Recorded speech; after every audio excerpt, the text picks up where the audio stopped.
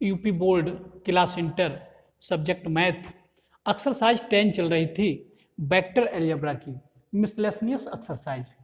इस एक्सरसाइज के मैं आप लोगों के लिए 13 क्वेश्चन करवा चुका हूँ और 14वें क्वेश्चन की ओर चलते हैं।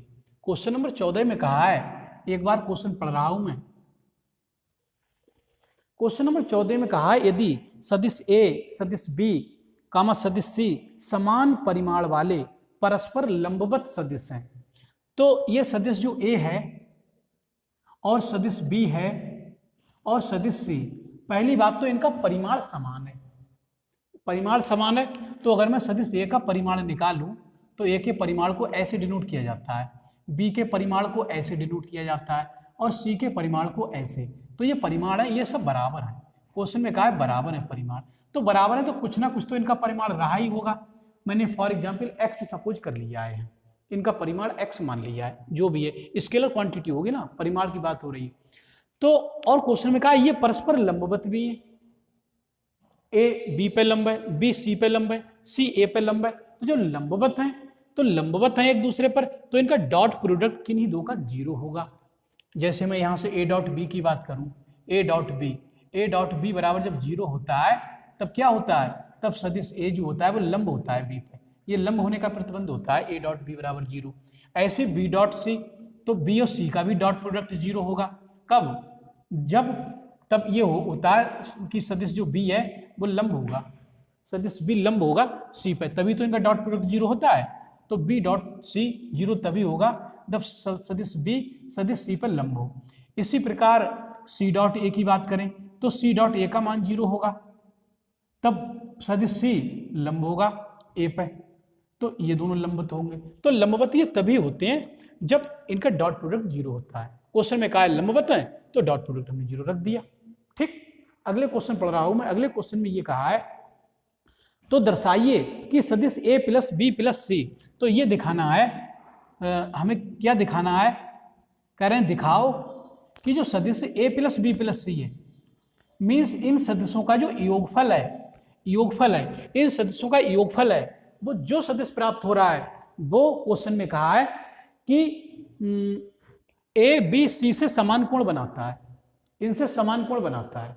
ठीक, कैसे, ए प्लस बी प्लस सी सदिश ए कामा बी कामा सदिश सी से समान कोण बनाता है, से समान रूप से झुका हुआ है, से समान कोण बनाता है। ये क्वेश्चन में सिद्ध करने के लिए कहा है। तो मैं इन दोनों के बीच का कोण निकाल के देख रहा हूं कितना आ रहा है, फिर मैं इन दोनों के बीच का कोण निकाल के देखूंगा कितना आएगा, फिर इन दोनों के बीच के कोण निकाल के देखूंगा कितना आएगा। अगर वो कोण सब बराबर आ रहे हैं तो समझ लेना A plus B plus C A B C से समान कोण बना रहा है। तो ये क्वेश्चन है, तो मैं इन दोनों के बीच का कोण निकाल रहा हूं। ठीक है, तो कोण तो मैं बाद में निकालूंगा, सबसे पहले सदिश ए प्लस बी प्लस सी का परिमाण चाहिए मेरे लिए, परिमाण निकालूंगा सबसे पहले।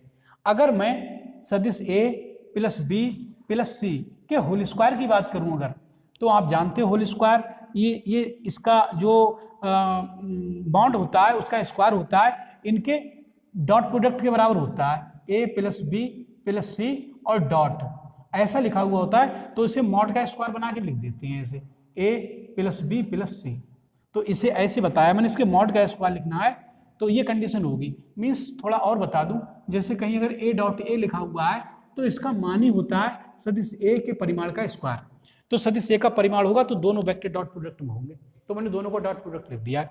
इसका मान निकाल दे रहा हूं कितना होगा, देखो ध्यान दें, ए का ए से डॉट प्रोडक्ट होगा तो ये मॉड ए का स्क्वायर मिलेगा, बी से बी का मिलेगा तो बी का भी परिमाण मिलेगा, सी का सी से होगा तो सी का भी परिमाण मिलेगा, इन वेक्टरों के परिमाण मिलेंगे, इनके स्क्वायर मिलेंगे। ठीक, और प्लस फिर यहाँ से ए डॉट बी एक यहाँ से मिलेगा, एक ए डॉट बी यहाँ से मिलेगा, तो 2 ए डॉट बी हो जाएंगे, ऐसे 2 बी डॉट सी हो जाएंगे, ऐसे 2 सी डॉट ए हो जाएंगे। तो 2 कॉमन ले रहा हूँ तो ये A dot B plus B dot C plus C dot A. ठीक, तो ये मिलेगा। ठीक, तो A plus B plus C का जो होल स्क्वायर होता है वो A square plus B square plus C square plus 2 A B B C C A के बराबर होता है। उसी फार्मूले की तरह ये भी होगा, लेकिन ये डॉट प्रोडक्ट में होगा क्योंकि ये वेक्टर की बात चल रही है। ठीक, तो इसका मान तो 0 होगा, इसका मान ए डॉट बी ये भी 0 है, ए डॉट बी ये भी जीरो है, बी डॉट सी ये भी जीरो है, सी डॉट ए ये भी जीरो है, तो ये तो जीरो हुआ, ये तो जीरो हुआ, केवल इसी पे डिपेंड कर रहा है इसका परिमाण। तो यहाँ से मैं ए प्लस बी प्लस सी के परिमाण का स्क्वायर जो है वो काहे के बराबर होगा, ए जो सदिश ए है इसका जो परिमाण हम लोग पहले ही पता है, इसका जो परिमाण है इसका परिमाण x है, तो इसका x है तो ये एक्स स्क्वायर मिलेगा, यहाँ से एक्स स्क्वायर प्लस वो भी एक्स स्क्वायर मिलेगा प्लस ये भी एक्स स्क्वायर मिलेगा, ये भी एक्स स्क्वायर, क्योंकि ये सब परिमाण में बराबर है तो ये सब मिलेगा यहाँ से। तो यहाँ से a plus B plus C के परिमाण का मैग्नीट्यूड का स्क्वायर 3x स्क्वायर के बराबर मिलेगा। तो यहाँ से अगर a plus B plus C के परिमाण की बात करें तो स्क्वायर हट जाएगा, रूट चढ़ जाएगा इधर, रूट चढ़ जाएगा इधर, तो एक्स स्क्वायर का तो एक्स आ जाएगा, 3 का निकलेगा नहीं, एक्स रूट 3 मिलेगा। तो a plus B plus C का जो परिमाण मिलेगा, इनके योगफल का जो परिमाण मिलेगा वो एक्स रूट 3 मिलेगा। अब मैं एंगल निकाल रहा हूं a के और a plus B plus C के बीच का कोण, तो a प्लस बी प्लस सी, एक इस वेक्टर के, एक इस सदिश के और एक इस सदिश का डॉट प्रोडक्ट लिख रहा हूं, डॉट ए बराबर, तो इसका जब दो वेक्टरों का डॉट प्रोडक्ट होता है तो क्या होता है, ये आपको फार्मूला पता है, ए डॉट बी जो होता है वो होता है ए का परिमाण और बी का परिमाण और कॉस थीटा, ये फार्मूला होता था ए डॉट बी। ठीक, तो इस फार्मूले का जब मैं यहाँ प्रयोग करूंगा तो एक तो इसका परिमाण चाहिए, इसका ए प्लस बी और प्लस सी का परिमाण चाहिए, और एक ए का परिमाण चाहिए, ए का, तो परिमाण ए का और बी का, और इनके बीच का एंगल, इनके बीच का एंगल अगर मैं अल्फा सपोज कर लूं तो ये कॉज अल्फा होगा, कॉज अल्फा, अल्फा नहीं थीटा सपोज कर सकते हो, वो आपकी इच्छा है, जो भी सपोज करो। तो यहाँ से जब इन दोनों का डॉट प्रोडक्ट होगा तो ए डॉट ए ये मिलेगा ए का स्क्वायर, इसके मैग्नीट्यूड का स्क्वायर, और प्लस ये ए डॉट बी और ए डॉट सी ये तो जीरो मिलेंगे, क्योंकि ए डॉट बी ये भी जीरो है और बी डॉट सी ये भी जीरो है, तो और ए डॉट सी ये भी जीरो है, तो इन दोनों का जब डॉट प्रोडक्ट होगा तो वो तो जीरो मिलेगा, ये भी जीरो मिलेगा प्लस ये भी जीरो मिलेगा, केवल इसका मिलेगा ये। तो यहाँ से अब इन इसका टोटल का परिमाण वो हम पहले ही निकाल चुके हैं, ये एक्स रूट 3, तो एक्स रूट 3 लिख देंगे यहाँ, और ए का परिमाण हमारे लिए पता है, ए का परिमाण एक्स है तो इसके स्थान पर मैं एक्स लिख दूंगा, और कॉज अल्फा, ठीक, कॉज अल्फा इसके बीच का एंगल है ए प्लस बी प्लस सी, और ए के बीच का एंगल है अल्फा, कॉज अल्फा से, तो यहाँ लिखा जाएगा फार्मूले के अनुसार। तो यहाँ से अब इसका परिमाण भी पता है हमारे लिए, ये x है तो इसका स्क्वायर होगा तो इधर भी एक्स स्क्वायर मिलेगा, इधर भी एक्स स्क्वायर बराबर इधर भी एक्स स्क्वायर रूट 3 और इंटू कॉज अल्फा। ठीक, तो एक्स स्क्वायर से एक्स स्क्वायर तो कैंसिल हो जाएगा, यहाँ से 1/√3 मिलेगा, कॉज अल्फा का मान मिलेगा, कॉज अल्फा का मान 1/√3 मिलेगा। तो यहाँ से जब अल्फा निकालेंगे हम, अल्फा निकालेंगे तो ये कॉज इनवर्स 1/√3 मिलेगा।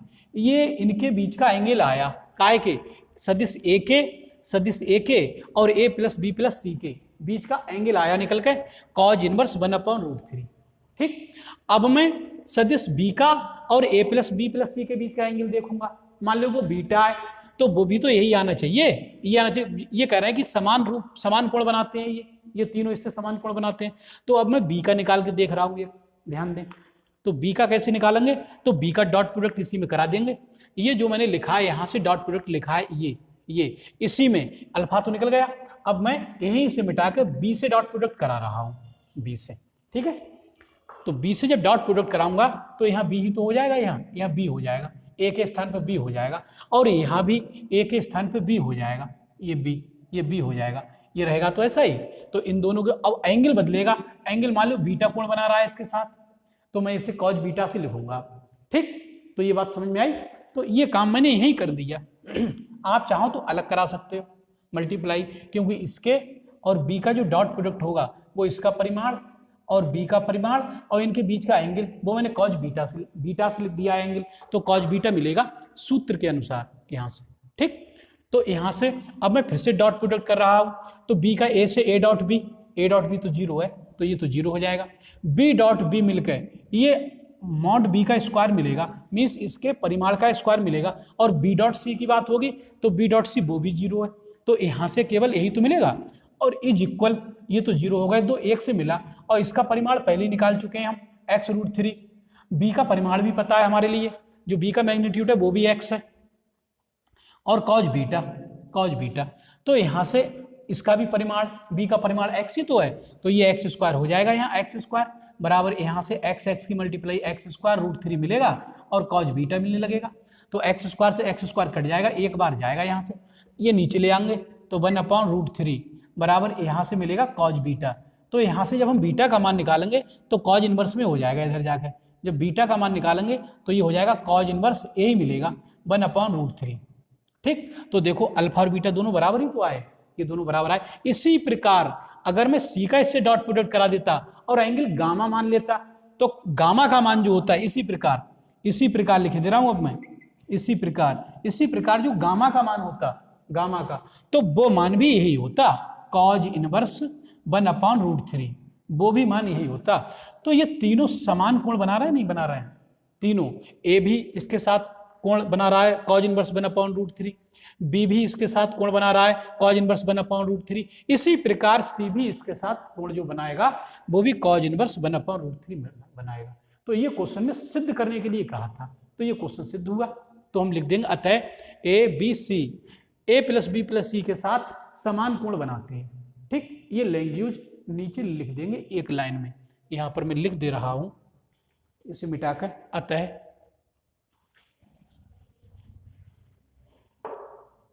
यहां लिख देंगे अतः A plus B plus C सदिश A vector A plus vector B plus vector C सदिशों A comma B comma C के साथ समान कोण बनाता है।